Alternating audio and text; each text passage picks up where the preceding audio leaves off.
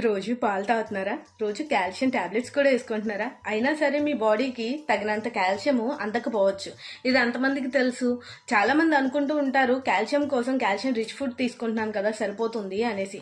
కానీ vitamin D and magnesium లేకపోవటం వల్ల మన బాడీ పూర్తి స్థాయిలో కాల్షియంని అబ్జర్వ్ చేయదు. అండ్ మన గట్ హెల్త్ కూడా మంచిగా లేకపోతే మనం ఎంత మంచి కాల్షియం ఇచ్చినా సరే అది బాడీ తీసుకోదు, ఉపయోగించుకోదు. ఇది ఎంతమందికి తెలుసో నాకు తెలియదు.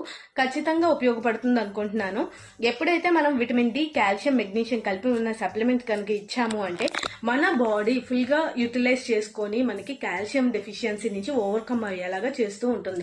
నవేడేస్ చాలా మందికి బ్యాక్ పెయిన్స్, నీ pains, joint pains and weak bones and చాలా అలసిపోతూ ఉంటారు చిన్న పని చేసిన. ఇవన్నీ కూడా కాల్షియం డెఫిషియన్సీ వల్లే కదా.